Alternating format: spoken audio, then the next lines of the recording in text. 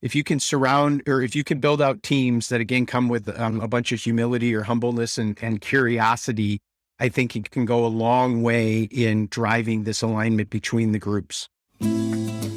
Welcome to RevOps Champions, a podcast designed for revenue professionals looking to advance sales and marketing initiatives through the role of RevOps within their organizations. In each episode, we feature leaders who are leveraging technology to drive operational efficiency, revenue, and improve the customer experience. Listen in and learn how to become a better RevOps leader within your own organization. Let's get started. I am super excited today to have my new friend, Troy Thibodeau, with me on the podcast for this episode. Welcome, Troy. Thank you for including me today, Brendon. Absolutely. It's my pleasure. And I'm going to kick right off, Troy, with sort of an introductory question around your career. So can you tell us your career story up until today? You know, where did you start and what led to where you are today in your professional career?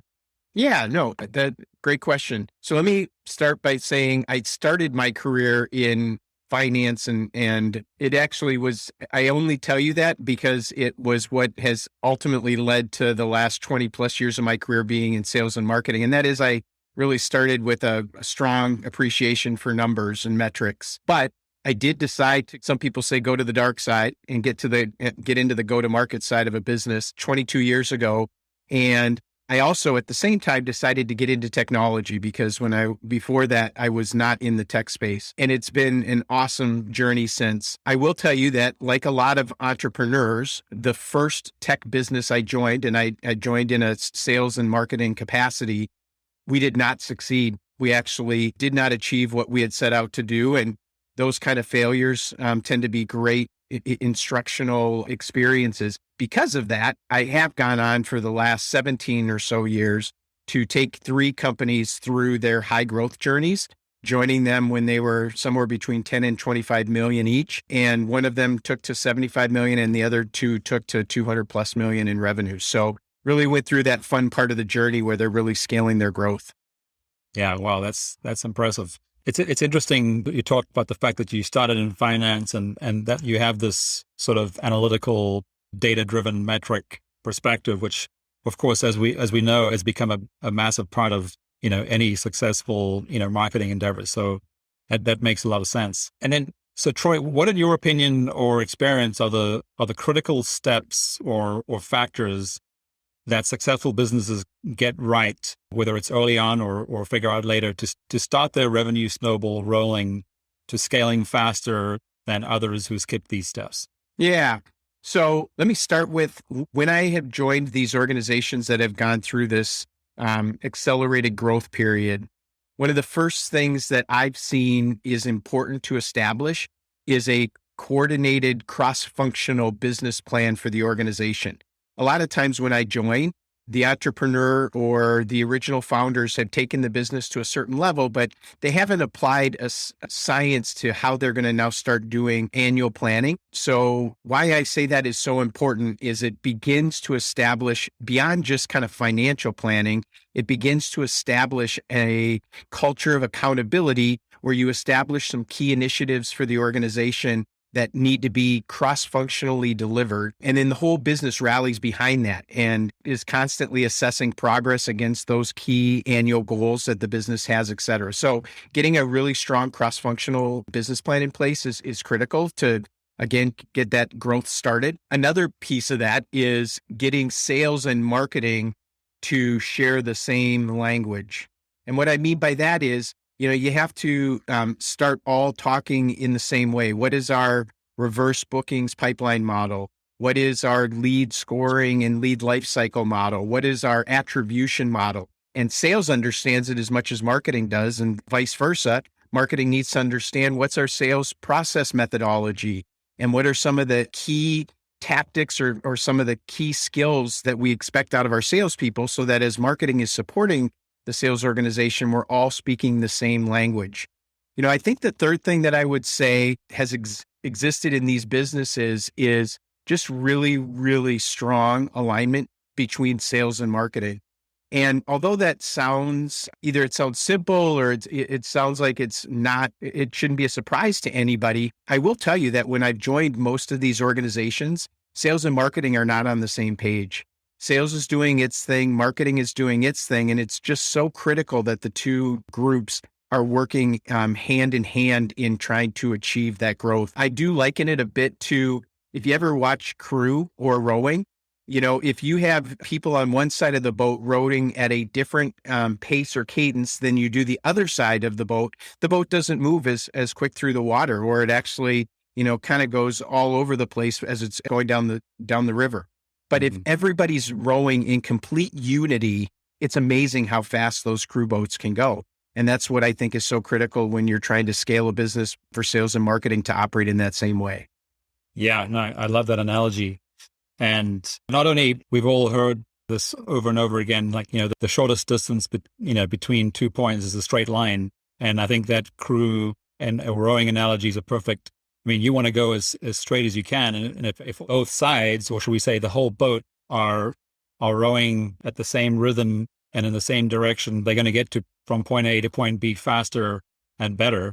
So I like that analogy. Yeah. And of course, the alignment thing, of course, we're going to dig into a little bit more, because this is one of the repeating things that we keep hearing, as I'm meeting amazing people like you to have these conversations with. Alignment stands out as one of these three pillars on which successful revenue teams are building their businesses currently. So we'll talk more about that later. You also mentioned, as you were talking about, sales and marketing alignment, you mentioned lead scoring as one of those things, in addition to attribution and what have you. And I wanted to just take this opportunity to do a quick plug for the HubSpot community that's listening. We're hosting the Q1 HubSpot user group, for those of you who know them as Hugs. So the Minneapolis Hug is on March 30th, and the topic is lead scoring. So thanks for mentioning that, Troy, because I'll use that opportunity to do a quick plug to get all HubSpot users who want to learn more about lead scoring to that Hug on March 30th. Ping me if you need more information. Lead scoring, super important. And that is actually one of the places where sales and marketing don't always have alignment, because sales may say this is not the right type of lead for us. And marketing, uses a scoring methodology that's supposed to be designed to give the right leads to sales. So getting really strong alignment on lead scoring is so important. Yeah, absolutely. As you say, but it's one of the elements, but it's an important one. Yeah. So kind of moving on, one of the other pillars, so we'd be talking about alignment, one of the other things that, of course, has had a major impact over our careers so far has been technology. And because of the changes in technology over, let's say, 15 years, you can go 10 years, 20 years, but let's just say 15 years, because that is kind of when Amazon, Apple, Google, and Facebook, when all those sort of stars aligned as far as what they've done in the last 15 years. So starting around 2007, 2008, I always think about this, because when we had a major loss in 2008, like many others, where we essentially lost the real estate business that we'd started in 2007, we lost overnight in 2008. When I went back to the drawing board and like, well, what do we do next? This was the opportunity that I saw, was around how technology, led by some of these companies that I've mentioned, are in fact, leveling the playing field and changing the opportunities that businesses had to go to market that they needed to figure out. And I might get into that later, but that's really the impetus of where Dennewill comes from too. But back to how, Amazon, Apple, Google, Facebook, now Meta, and all these other massive companies have changed the world to be a more digital world, and the impact of technology on our buyer behavior, because like you and I were talking about before, but at the end of the day, every one of us, if we're a business leader, a marketer, a salesperson, at the end of the day, we're also a consumer. When we go home, or whether we're making a purchase for the business or we're making a purchase for ourselves personally, we have to think about ourselves as buyers too. And our buyer behavior has changed dramatically, over that time. And then the reaction from businesses to how they adapt to that behavior. So of course, those of us who have both roles, we should have a little more insight, but it's amazing how many of us still market and sell differently to how we want to buy. Mhm. And this is all part of the evolution of go-to-market models. These newer models that have been impacted by the technology evolution are steadily replacing what are typically referred to as the legacy, models or go-to-market systems that got a lot of businesses to very successful stages up until now. The go-to-market model that we see as being one of the most widely adopted by high growth businesses is what we call RevOps, or short for revenue operations, which again, at a high level, RevOps is meant to bring together all customer facing operations, people, teams in a company to, again, the alignment thing. Align the people, align the processes, align the data, which we already talked about, the data and the metrics, et cetera. And then align the technology systems that before were typically siloed, that also before were typically the reasons for misalignment between marketing and sales teams. So RevOps, with that in mind, how do you define what the words that we use, what makes for an effective revenue team, or what we call RevOps? Yeah. So I do want to, Brendon, I want to share an additional observation I've had that I think plays into what you just shared, which is I joined the tech space at the time when software as a service was just starting to happen. And why I think that is such a critical also catalyst for what you're talking about with RevOps, because the software industry prior to software as a service, you would sell software, you would work with the client to implement it, and then you would be available if they would, call and have some support challenges. But to be honest with you, they oftentimes had to deal with a lot of that support themselves because you didn't know exactly how it was working within their own systems and their own environment. Software as a service changed that significantly. And what it really did is it forced businesses who were selling software, software publishers, to not just create good software, but also figure out a support and implementation model and ongoing relationship with a client that earns their business every single day. Even the revenue model is designed around this idea that, you aren't getting paid a large sum of money up front and then waiting until it looks like they're ready to buy again. What you're doing is you're earning their business every single day through this subscription or recurring revenue model. What that does is it forces even more so this idea that all the client-facing teams need to be in alignment. And in order to do that, you need to make sure that you have processes that all the different teams understand and have some familiarity with. You need to have systems that all the teams have an understanding of and have similarity or and are able to understand how they work together, et cetera. And I do think software as a service was a major catalyst and ingredient for forcing this whole RevOps idea. Now, I think I just mentioned a couple of things that are so critical in this RevOps world that we now live in, which is how do you not just think about a selling process, but how do you think about an entire life cycle of a customer process, which is how do you first generate interest with them? How do you get them to evaluate and consider you? How do you get them to become ultimately a customer? And then all long-term, how do you continue to get them to want to expand the relationship that they have with you and stay with you for a very long time? And you need to define that entire process. You can't just define siloed, processes in that. That also then, processes get automated through technology. So how do you look at your technology stack and say, how is that technology all working together so that every one of those teams you just mentioned, whether it's sales or marketing or customer success, professional services support, all have the same understanding of the client throughout that life cycle that client has with you. So I do think there's been a significantly greater responsibility on businesses to figure out how to have all their systems tied together and talking together, to have processes that are the full life cycle of a customer from before they become a customer all the way until someday they leave you. There's just a lot more that you have to be thinking about and tying together than say 15 years ago. Right. Yeah, no, absolutely. I mean, you've of course you hit on all the points really that make this model again, and it's one that we're testing really hard, and is one of the big reasons that we started this podcast, is that we want to make sure we're battle testing this model and tweaking it as we go and learn from great people like you who are figuring this out as it happens, essentially, because it continues to evolve, right? You also mentioned the whole SaaS thing. And really my understanding of SaaS up until 8 years ago when we became a HubSpot partner was almost nothing.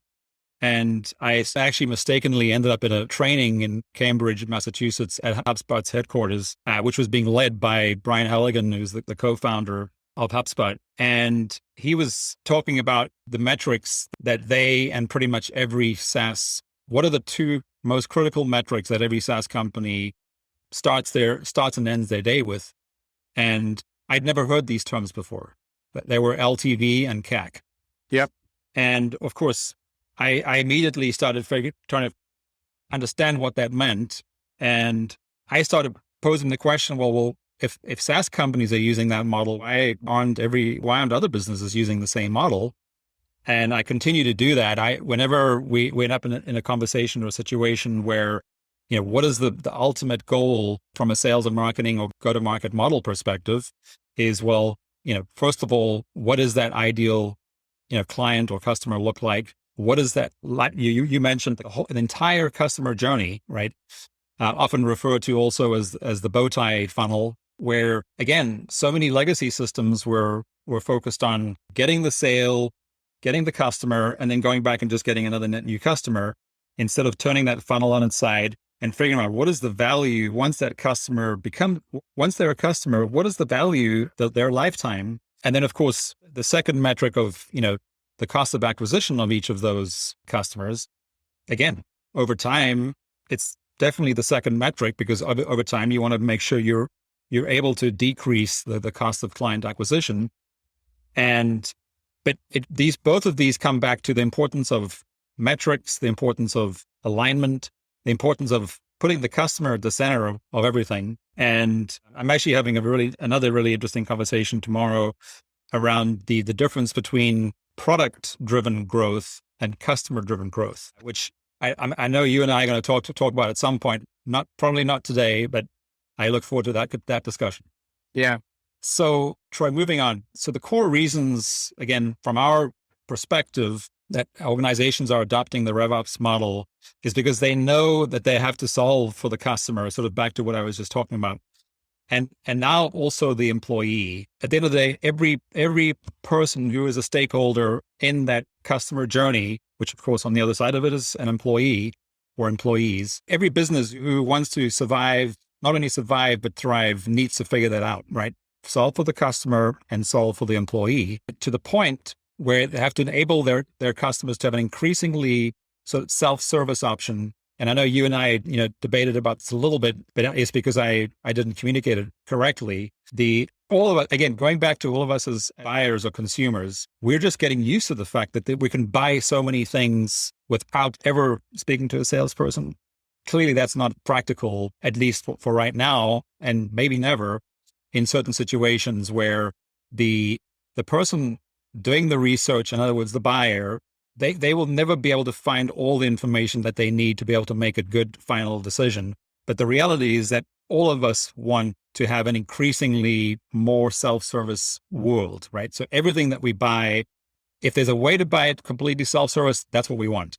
And if not, we want as much of the process to be self-service. That said, and especially in the B2B world in buying and selling, being truly customer-centric is important. And then without the technology that's been developed over the last 5 or 10 years, the customer always eventually needing to speak to a salesperson if they wanted to buy something wasn't the thing, but now it is, right? And again, and you can take that back as far, we've all become a lot smarter in the last 15 years, which is why I used that 15-year time frame in the beginning. If you don't have your sales, marketing, and customer success people, processes, data, and tech systems aligned around your customer and the customer journey, I argue that the future doesn't look all that great for you as a business, not you, but one as a business. So why is this approach, one revenue team versus 3 separate teams along the customer journey, important in your opinion? Yeah. Well, I think it does come back to this idea of what you shared at the beginning, which is lifetime value. So first of all, I do need to do a plug for a book that I thought was really good called Customer Success, which has in it 10 laws of subscription type of businesses or recurring revenue type of businesses. And in there, it really does talk about the way you measure success is lifetime value of a client or a customer. In order to be able to understand that lifetime or customer journey or lifetime of that customer, you do need to have those teams, again, all working in concert with each other, all managing that entire lifetime journey or lifetime process with the customer, all using technologies that speak to each other so that, for example, somebody in customer support can understand what took place in the early funnel that, when you talk about the bow tie, that first funnel that gets created to get a customer in the door. There are insights that somebody in support can learn about that client that can help with the ongoing servicing and support of that client to create more value, to help that second funnel that you talk about to create more value and a longer lifetime of that client that they can learn from that first funnel. So, making sure that, again, all these three teams are working in concert with each other. They're working a full lifetime process with a customer, and that they're using the technologies collectively together to understand all these pieces of information about the client are what are going to ultimately result in the longest lifetime value for a client. And oh, by the way, to your point about CAC, if you have these insights about customers, you can figure out what are the most efficient ways to continue to acquire and service customers to create more value. Right.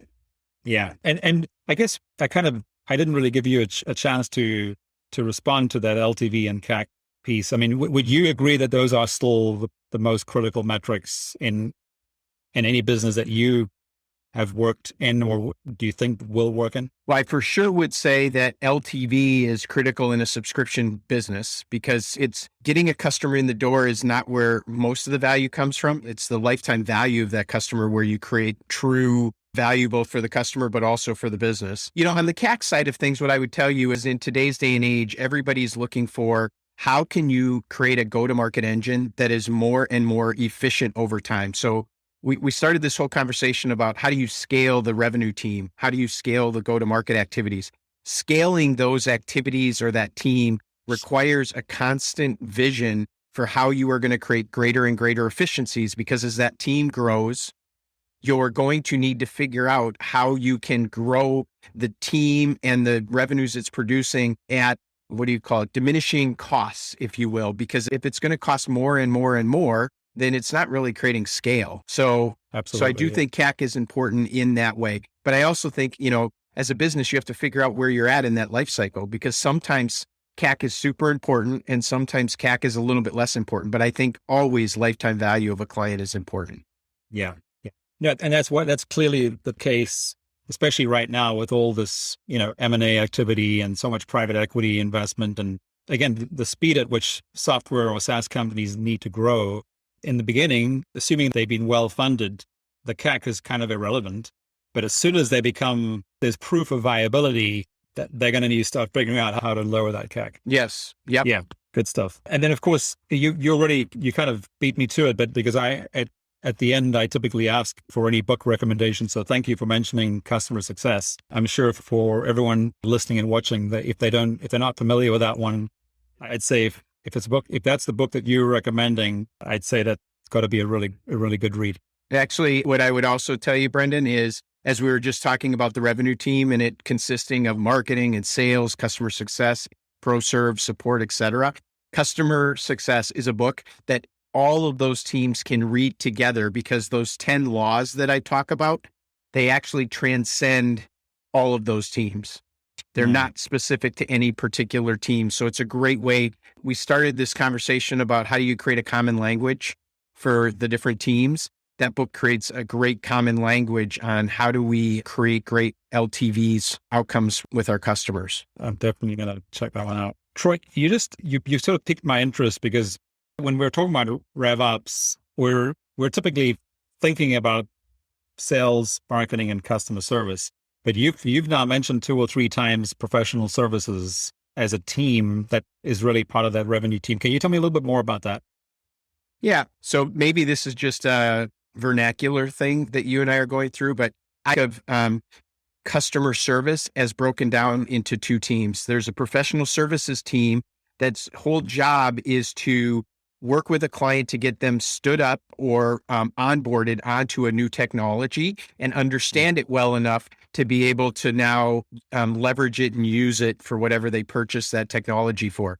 Whereas you have a support team that's all about the kind of, sometimes they talk about break fix, sometimes they talk about how can they help a client in those moments where the client can't remember something they learned or is now at a point where they want to learn even more. So a lot of software organizations have both a professional services team and a support team, and people sometimes bounce between those two groups, et cetera. But does that, is that similar to how you think about customer service? No, I just thought it was an interesting idea because, as you know, a lot of the most successful SaaS companies on the planet, they have partner programs, right? Yep. Yes. So like, for example, we're part of the HubSpot partner program. And it's interesting because, I'm not sure if this is public yet, but anyway, the whole point is that whatever the ecosystem is, whether it's HubSpot or Salesforce or you name it, these are multi-billion-dollar ecosystems over the next 3 to 5 years, which are all part of the bigger $4 trillion, according to McKinsey, $4 trillion digital transformation space. Yeah. Everything we're talking about here is part of this digital transformation of businesses, right? And let's just pick a number. If there's a $30 billion market in one of those ecosystems, what we've been told is that 1/6 of that is software cost, and then or 1/7. So one out of every $7 is software, and then the other $6 are for professional services, which again is a lot of what we do. So we're taking the software and then customizing it and building it and integrating it with all the other software that our clients use. You mentioned earlier to build this go-to-market engine that becomes more and more efficient and diminishes cost over time. The professional services part, which is what we do a big chunk of in the case of HubSpot, because they want to focus on the software piece. I was just wondering how you thought about it, but I think that was an interesting insight because at the end of the day, we're part of what is increasing the LTV of HubSpot is the work that we do, because we're making it far more likely that HubSpot customers are going to continue using the software because we're helping them use it the way that it should be used and maximize the value of that software. Yeah. I should have said, Brendon, that in the businesses I've been in, we do have an ecosystem of software integrators who do the professional services work on behalf of our clients. But we've always had some form of professional services team internally that they're a bit of a way for us to continue to understand how clients want to be implemented so that when we work with our implementation partners, we can actually bring that knowledge back to those partners. So they're, we don't want to completely have our integration ecosystem doing all that implementation work. We want to still get some experience ourselves through that process so that we can, again, share that with the rest of the ecosystem in terms of what are some of the best practices that you can do to make that implementation process as painless as possible or create the greatest value or time to value, et cetera. Right. Yeah, which of course, is getting sort of closer to the whole value proposition of why certain businesses. So like the market that we're in is, the mid market to 25 million in revenue to $1 billion in revenue roughly. But that's a very broad statement. Like one company that does 250 million in revenues might be very different to another company that does 250 million in revenue, because it comes down again to their teams, right? So how big is their sales team? How big is their marketing team? How big is their ops team? How sophisticated is their technology or IT team? And for a lot of those, it makes, especially once they get over 100 million, it makes more sense for them to start bringing some of that expertise in-house. But so a number of our $1 billion customers are still not at that point, and they won't be at that point for, we don't know for how long, if ever, because again, part of their LTV and CAC calculations might be the fact that, they can outsource a lot of that work to us, but we're always we're working in tandem, and we'll often say to them, well, there's enough of this kind of work happening right now on this particular team. You should probably hire a full-time person in that role, because that's typically what it comes down to is, to hire a team of 5, 6, or 7 people to do what we do doesn't typically make sense especially in the early days. Yep. But that's good stuff. I like that insight. So let's keep moving so we can make sure we get a few more questions answered here before we run out of time. So Troy, you've had a lot of success, arguably, I mean, I've been reading this for the last 3 or 4 years now, the most difficult job, which is that of the marketing leader. What would you say are the biggest, 1 or 2 challenges you've had to overcome as technology is increasingly impacted by behavior and therefore how sales, marketing, and customer success teams have had to adapt? Well, so I guess one thing I would say is, and this goes back to what you were talking about last 15 years, there has been such an explosion in the number of sales and marketing technologies that an organization can put into use to automate or to improve the way their go-to-market strategy works. And as a marketing leader, staying current with this explosion of sales and marketing technologies is by itself a daunting task, which a lot of times we stand up revenue operations teams to help us with understanding the ever-evolving landscape of technologies that exists out there. But what I'm watching happen in this sales and marketing technology space is everybody is trying to add more value, so they are infringing on what other company, like they may start with a point solution in one area, but then they start to expand into other areas, which now means that they start overlapping point solutions in other areas. And so as a marketer, marketing leader, or a go-to-market leader, trying to have a vision of how your technology stack is going to evolve, knowing that this sales and MarTech space continues to both explode and consolidate and explode and consolidate all at the same time, is a big challenge. And it seems like every year you hear about new technologies that can help improve the way that your go-to-market activities are working. So I would say the technology aspect of our jobs has become just really challenging because there's just so much to evaluate and to leverage. I talked to an analyst here not so long ago, Brendon, who had said that they were challenged with continuing to advocate for adopting more technology because businesses already had more than they could chew in terms of technology to get real value out of those technologies that they had implemented.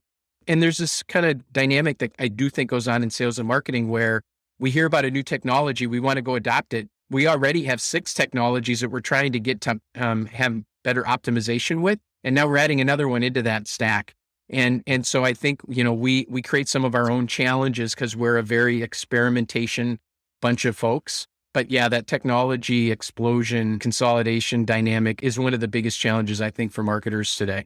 Yeah. I mean, and of course, this is something that we, of course, are hearing every day. And, one of the typical examples is that we hear is you go and sit down with let's say a marketing leader or a CTO or a CIO, and they'll say, well, the reason we wanted to get you in here was because our VP of sales just went and bought a CRM, Salesforce, HubSpot, whatever, but we're not quite sure, what we're supposed to do with it now, And then of course we have, you talk about the point solutions. I have a lot of conversations with people who are just using technology and of course are looking for technology for themselves to make their jobs easier.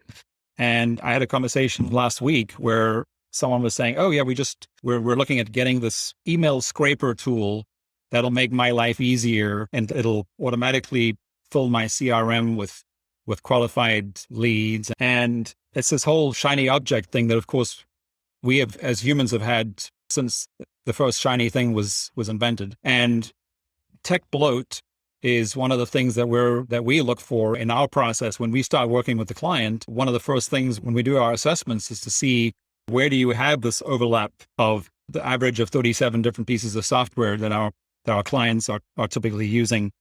Where is there overlap and how many of those tools can we typically get rid of? And it's surprising or shocking, whichever way you think about it, but it's not so much necessarily just the savings in the software. I would say that's less than 20% of the value of fixing tech bloat. It's how that's actually creating more friction in their go-to-market process versus what it's meant to do, which is reduce friction, right? Mm-hmm. And friction, of course, means people are working slower, less efficiently. That cost is way, way more than, the fact that we're paying an extra $1,000 here or $500 there for a subscription that we're not using, or that's a duplicate of something else that we have. Again, we tend to, because technology is something that you can buy, it has a price. We tend to try and solve for the technology component and not think about the other impact that it's having on the organization when it's not, to your point, when it's not figured out properly. Yeah. So that challenge is clearly a very common one, and it's not going away. It's not going away anywhere soon. Even though I'm sure there are already some tools who say, or SaaS companies who say they're actually going to help you fix that and figure it out. But I think we have a ways to go. Yeah. Yeah. Okay. So this is one question I wanted to make sure we absolutely got done here, and that is sales and marketing alignment. This was one of the things that when you and I first met a few months ago was the first thing that sort of struck a chord with both of us. And it is still the big, hairy issue in so many organizations, as you mentioned earlier, where, again, because people who are our age and older, they think that that's how it's supposed to be. They think that sales and marketing teams are supposed to be siloed and are not supposed to get on, and that they're supposed to compete somehow with each other. How do you think about this issue of sales and marketing alignment, and what have you seen to be the way to solve for it most effectively? Yeah. So I will tell you that almost every organization I've come into, sales and marketing is not getting along. They're not aligned, et cetera. And I think the solve that I've applied is a really simple solve, which is, how do you give everybody in those teams an appreciation for what it's like to walk a mile in the other team's shoes?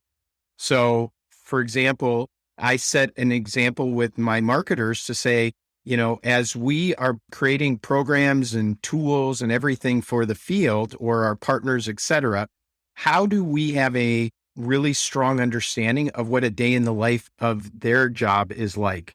How difficult is it to do certain things? For example, or a good example of this is when we provide tools to the field, and then marketers tend to throw it out on some portal or some sales enablement space, et cetera, and say, here's all these great tools and content and things you can leverage. Now go put yourself in the salesperson's shoes and experience what it's like a day in the life for them, where they're getting all these emails from corporate, they're getting all these emails from prospects or from potential customers. And oh, by the way, they've got to figure out how to navigate some portal or some sales enablement space to go find something to address something they're dealing with in a current deal cycle. It's not easy. So we have to have an empathy for what are their challenges during the day. And then we got to figure out how to help them solve for those. I do think one of the things that is a constant tension between sales and marketing that good marketing folks have to figure out how to balance and navigate, Brendon, is sales a lot of times has a bias for us delivering things that can have an immediate impact on them closing business. And that is important. But as marketers, we know that as important as it is to deliver things that are going to help sales close deals today or, in the very near term, we also have to figure out how to create brand, which is going to create demand down the line. We have to figure out how to implement lead life cycle programs that are going to nurture folks until they actually get to a point of wanting to buy. And these are all things that have much more mid and long-term impact. And for sales, again, they don't see that impact quickly a lot of times. And so they can get frustrated with marketing energy that's going towards those things. So we have to, good marketing, I think, to create that really tight alignment with sales needs to constantly be navigating the balance of delivering things that can have near-term impact with also working kind of in the background on things that can have mid and long-term impact for that field team. Yeah, no, I mean, again, that makes total sense. And I think this whole empathy thing keeps coming up, but I guess we don't, a lot of leaders don't think about it to this extent. And this is, again, a lot of legacy models, they often talk about Jack Welch of GE, of like that mindset of just do the job, work on those weaknesses instead of how things are being done today. And the companies that are winning the best places to work awards every year in the last few years are people who are helping people play to their strengths. But of course, in order to do that, you really have to create an environment and a culture of empathy. Yeah. So that's a great point. Brendon, I just add a couple additional comments. One is, where I don't see that this alignment works real well is when you have egos on either side, because those tend to, have create friction or work against each other. Where I see it working best is when you have sales and marketing leadership. And I don't mean just the top person in each of those roles, but even their teams who come with a lot of humility, come with a lot of curiosity. They actually want to learn about what's going on in the other side. So if you can surround, or if you can build out teams that again come with a bunch of humility or humbleness and curiosity, I think it can go a long way in driving this alignment between the groups. Absolutely. Which again comes back to the culture piece, which is, the people and culture piece has been one of it's probably the strongest thread that I've seen so far in the episodes that we've done so far on RevOps Champions. But I'm glad that today we sort of got beyond that a little bit to sort of dig into some of the more practical things, because again, I think we all realize that this isn't going to work if you don't have the best people or the right people, and starting with humility and empathy, assuming that you have that in place. What I really like about today's conversation is that we're getting into more and like, how do you do it once you figure that part out? Mm-hmm. So Troy, unfortunately, we need to wrap up because I know we could both be here for a much longer time. But what is the one tip that you'd have right now as revenue leaders figure out how to stay relevant to their customers as the foundation for the growth of a business? So we talked a bit about today this idea that buyers are changing. And I think buyer behavior is changing at an accelerating pace. I also think industries are changing at an accelerating pace. If I got a nickel for every time I heard people talk about how the pandemic has accelerated industry change, I'd be pretty wealthy. One of the challenges that we have as go-to-market leaders, revenue leaders, is our buyers and our industries are changing rapidly, and that pace is accelerating. And we put in place plans and tactics, et cetera, that are designed to go attract those buyers and get them to become customers, et cetera. But when it's like you're chasing a moving target. And I think what's super critical as a go-to-market leader is how do you create a repeatable, systemic way of constantly getting some feedback loop of how the buyer behavior is changing or how the industries that you're serving are changing?